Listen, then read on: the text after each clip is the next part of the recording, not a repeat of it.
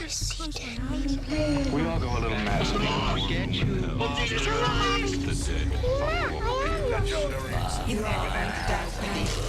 Here's Johnny.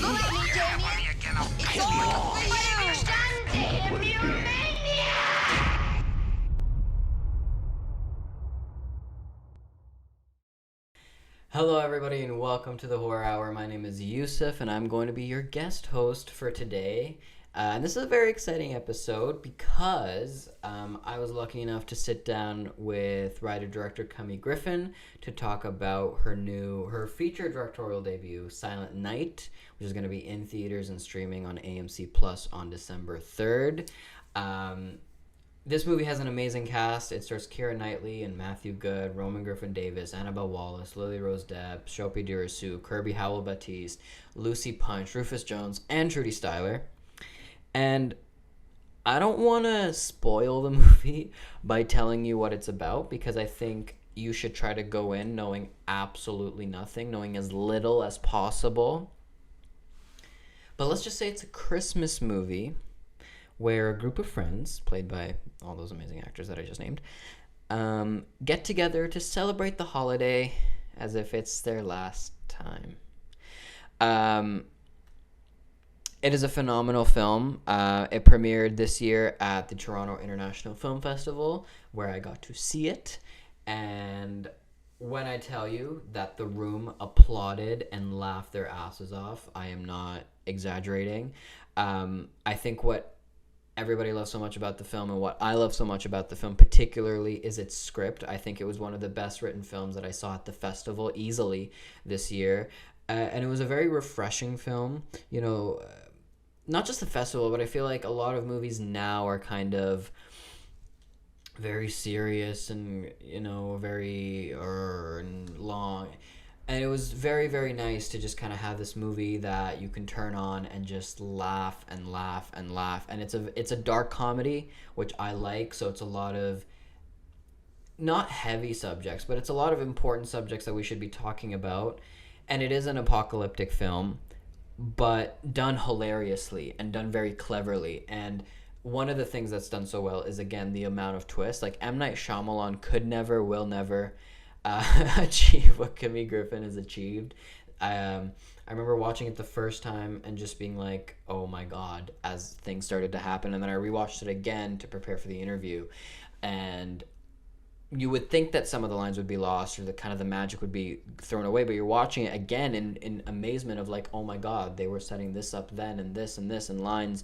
And it was just so well written from just like a mystery kind of reveal sort of way, but also just in the banter between all of the actors. I mean, you would think with a cast like this there'd be a lot of egos and people would be trying to steal the spotlight, but I think everybody just works so well together, and the banter that they all had, you really felt like they were a group of friends that have known each other for years and years and years and years. And there's so many scenes that you can point to that are just so it doesn't feel scripted. It feels like you're just watching this family kind of live their life. And especially with what we have been going through right now with the COVID-19 pandemic. Obviously this was written and shot before COVID-19, but they go through a crisis in the film that it's not COVID related, but you can kind of see yourself in the family and the certain discussions that are had and, you know, little things. And there's so many just kind of one-liners or like, you know, throwaway lines that are mumbled that are just absolutely hilarious. There's a joke about Diana, and that's all I'm gonna say, but it was so funny and it was so well written. And I love this movie so much. I am very excited to see what Camille does next. She has something in the works, I think, with Searchlight, and where she's going to reteam with Keira Knightley, and she has something going on with Netflix. But this movie's produced by Matthew Vaughn, and I would really, really, really, really love to see Camille direct a Kingsman film, because they kind of have the same vibe, you know, kind of the Britishness, the British humor kind of thing. And I think she could do action. She could do anything, this woman. She's incredible. But like a Kingsman movie with her, or at least her writing a Kingsman movie, I feel like would be amazing. As for the cast, again, they are all absolutely incredible. I love Lucy Punch. She's amazing. Kirby Howell-Baptiste, she was in Cruella earlier this year. Killed it there, killed it here. Keira Knightley, always good. But Roman Griffin Davis, boy, can that kid act. Holy. Not only did he deliver a lot of his... Because he was kind of the outlier, him and Lily Rose, in terms of characters. And he really killed it with his performance. I mean, he delivered every joke just so perfectly. And he delivered all of the emotional parts and all of the dramatic parts really well. That it was just amazing to see kind of his evolution from Jojo Rabbit, where he was already really amazing, to now this. I mean, he's Camille Griffin's son, and I feel like there's nothing that family can't do. They're all amazing. I believe Ben Davis was also the cinematographer on Eternals. Like, adopt me, please. But yeah, I think this is a really fun, really unconventional Christmas film that I think a lot of people are going to enjoy. This is a film that I'm going to watch with my family. I'm not with my family for this Christmas, thank the Lord. But I'm going to recommend this to my family. I'm going to watch this with my friends. I think having it on AMC Plus is perfect because you can just, turn it on, tell your family you're watching a Christmas movie, get your hot Coke, go in your pajamas, and get ready to be fucking traumatized because it is going to be amazing. Just watch the movie and then watch their faces, and it's going to be perfect. Again, this movie hits theaters and AMC Plus, which really you should get. It's honestly, I didn't know AMC Plus was a thing, and then I was just looking through their service, and I was like, oh my god, they have so much amazing content on there. So subscribe to AMC Plus if you haven't already. Watch this movie December 3rd, 2021, which is this Friday, I believe, and have a good ass time, because this is a really fun Christmas film that I feel like will become a lot of people's traditions for years to come. So that is my review, kind of Silent Night. I really just sat here and rambled, but that's okay. But now, please enjoy the highlight of my life. I feel like this interview went really well. But me talking to Miss Camille Griffin about her film, Silent Night. Here's to the lives that we've shared. To our beautiful children. Our beautiful friends.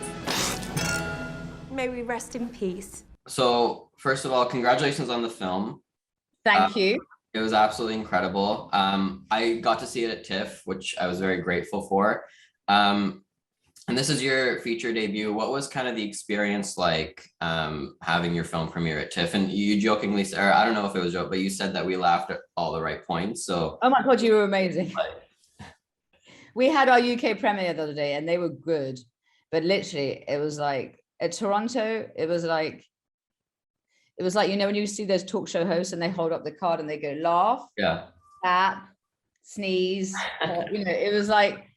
it was amazing. And I know that Toronto is a big deal.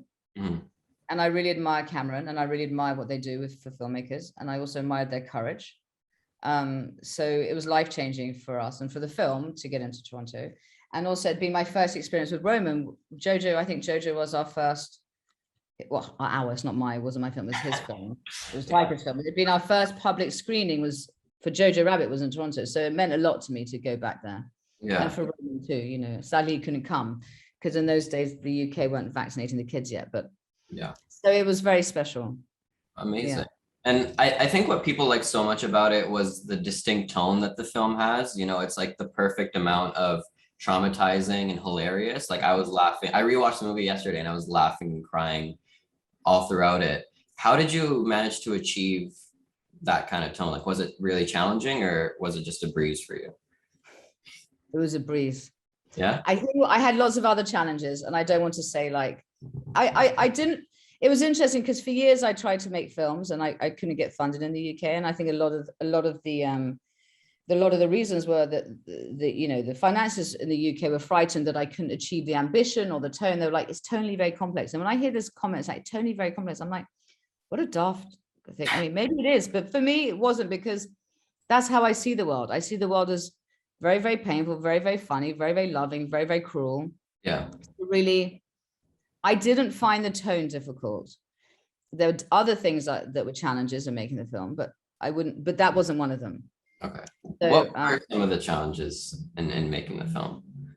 well, I was saying earlier, you know, I grew up, I mean, I grew up obviously as a kid, but as an adult in my early years, I was a camera assistant and I spent a lot of time on set. And I was very, very aware that crew are working, it's a job, they work very hard, but they're not invested, they don't get as much out of it as the filmmaker. And I was aware that, you know, filmmakers waste a lot of time. And there's a generally lack of discipline around the narcissistic attitude of the director. So I had decided years ago that should I ever be allowed to make a film, I wasn't going to waste anyone's time. And I think that I had an incredible cast, I mean, remarkable cast, incredible crew, and I felt responsible for everyone. And maybe that isn't always helpful because maybe you make different choices when you're not so caring of people's needs. But actually, it worked well, and the shoot was incredible and so much fun. And then obviously the pandemic started to kick in, which then people started being frightened. So one struggle I had was making sure that people felt safe and were at work because they wanted to be, not because they were being forced to be. And actually we wrapped early because it was getting delicate and people needed to go and buy, the country was going into lockdown 3 days later and they needed to go and buy food and groceries and medicine. And then the other challenge was that as a first-time filmmaker, my producers trusted me, they trusted the project, but they didn't always trust that we weren't able to have test screenings, so they didn't always trust that the audience would they didn't trust the audience would get my intention. Yeah. So I didn't ever doubt anything, but it was at sometimes a challenge to fight for things I wanted to save or cared about or needed, that I didn't have the status for the material, if that makes sense, for the process at times. So that was another challenge. And that and to try and save everything you believe and trust is yours, yet also sharing the process with other filmmakers, because the producers, they're all filmmakers of their own, you know, and it's their money and it's their work as well. So I think the post was the greater challenge, not so much the production. Yeah. And, you know, obviously you wrote this film before COVID, and watching the film, it's scarily how much you got right. Were you kind of surprised as this COVID pandemic kept going and the vaccine discussion was going on, that how much your movie got right about how people would react in those situations? I mean, I think first of all, it's very unfortunate. I mean, first of all, the pandemic itself is a tragedy. So I'm not talking, when I reference the pandemic and go, it's unfortunate, I'm not referencing, of course, it's worse than unfortunate. I think it's unfortunate in a way because I think the way people react and I knew how people react because I was writing about people who react in the face of catastrophe, right? So that's something I felt I understood. But this conversation about the anti-vaccine is tricky for me because the vaccine didn't even exist when we were finishing the edit. Yeah. So I read a comment the other day where someone was like, oh, you know, they should have gone back and changed the film. It's like, are you daft? No, we shouldn't have changed the bloody film. How could you can't change the film as the world has changed. The world changed very, very quickly. But what everyone seems to have forgotten is that pre-vaccine, our governments were letting everyone down. There weren't enough, the medical workers had all the pressure on them. Yeah. There wasn't enough equal rights. People weren't able to pay their rent. I mean, this is an anti-government discussion. This is it's a socialist argument. So when people misinterpret the film as being anti-vax, I think, well, it's slightly ignorant because they really understood the film. They'd understand that I'm fighting for society, for fair representation, for equality. And people who are anti-vax are the total opposite. They don't care about the rest of society. So when people go, oh, it's an anti-vax film, I understand if they're taking the literal argument of, did the scientists get it right or wrong? But of course you should question life. I've taken the vaccine, my kids have taken that, my husband, my whole family have, because we know it's the right thing to do.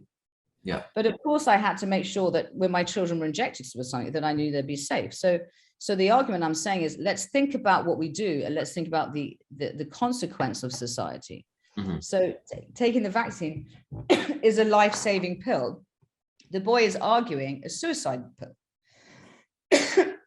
He's debating the use of a suicide pill, not the use of a life-saving vaccine. So I don't know if that's what you're referencing, but I think that's terribly frustrating. But in terms of, did I know how people would react? Unfortunately, yes. I found people incredibly disappointing most of my life. Yeah, and at Tiff during the Q&A afterwards, you said that the exit pill was, not to spoil anything, but the exit pill was kind of a way out and the vaccine was a way forward. And I think that's very important to kind of because I watched the movie yesterday, and again, I felt it was kind of the opposite, where the exit pill was kind of not taking the vaccine, and Exactly. That's exactly what it is. I got you. Yeah. Because I'm grateful to you because you understand the film and it spoke to you, and it's exactly the point. The point is, the vaccine is to protect people. The pill is the government's way of being irresponsible for their mistakes, not taking responsibility for the mistakes. If our governments take responsibility for climate disaster, for the refugees in the world, for racism in the world, for low wage, we have a chance of survival, right? Yeah. Our countries, our world, humanity has a chance of survival. If everyone behaves pro themselves, we're doomed. That's the argument of the film. So it is frustrating because I don't want to go on the internet and start attacking poor people, innocent people who don't who don't have the knowledge or the understanding of that. But that's why I'm very, very grateful when people do understand that. Yeah. And something else that was very truthful about the film was just kind of how families interacted. Do you think having your family on set, obviously Roman and Gilby and Hardy in the film, do you think that kind of added to the authenticness? And do you think Kiera took on any of kind of your mannerisms when talking to Roman? I think what was really clever about Kiera is that she's a very, very bright, very, very clever, very, very decent human being. And she's truthful, and she is an extraordinary mother, but she knows it's not easy. And I think there's a great lie in society where they don't tell parents how hard it is to be parents. And there's also an unwritten rule in society that you're not allowed to say, I'm struggling, I'm finding this difficult. There's this debate about women's mental health. Are you allowed to say you're suffering from postnatal depression? I find parenting a challenge because you are so responsible and it's so easy to get things wrong. So that's my journey with being a parent. And I felt that Kiera understood that. So yes, she got it. She got the ludicrousness of the drama of the situation they're in. And the reason why it was good to have the boys is because they've been brought up by me, and we have these conversations. We've had it ever since they can talk. I mean, I don't actively choose to traumatize them, but we do have conversations, and we say, what can we do? And what's our, we were starting watching Colin Black and White yesterday, and I was like, we need to watch this. You need to watch this. We have a duty to watch this material.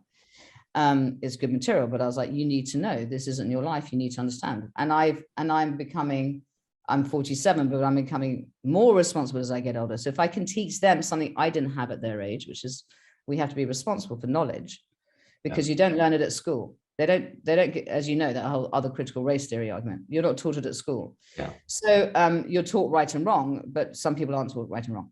So anyway, they were in the film because I was going to make the film for no money, and I was going to have to work with my kids. I knew they'd be safe.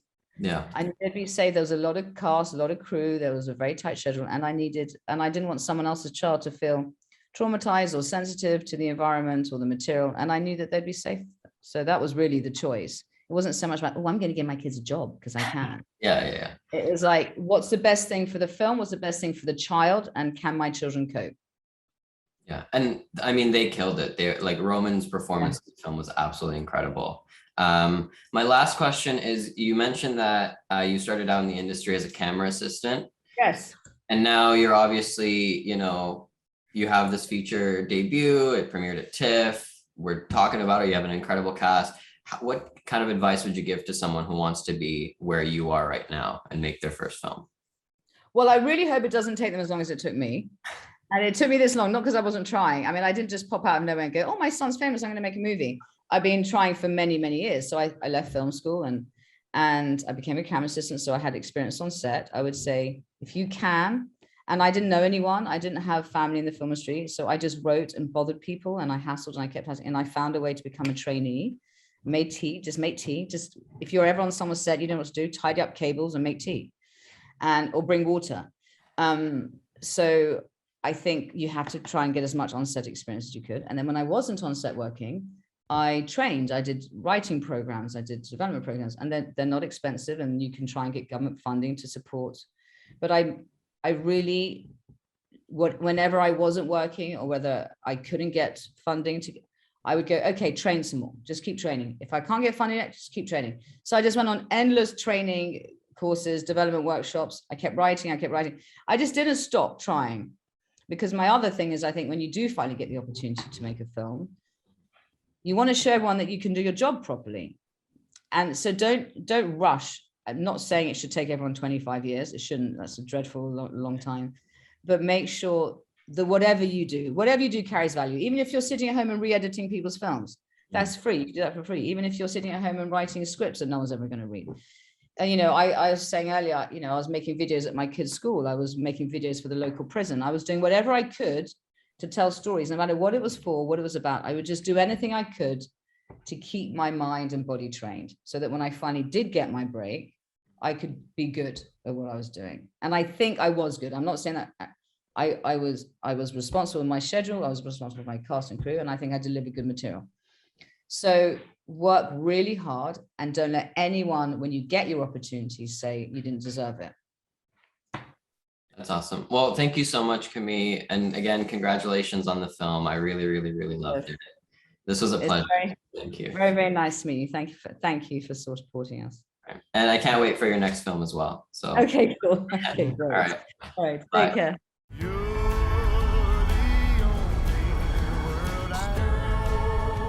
We should have all voted Green.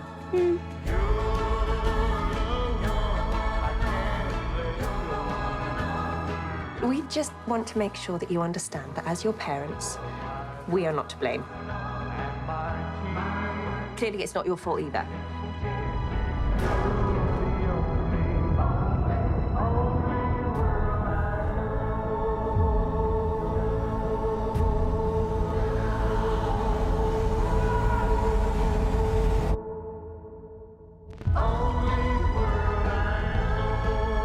I've seen the road, and there is no way I am living like that.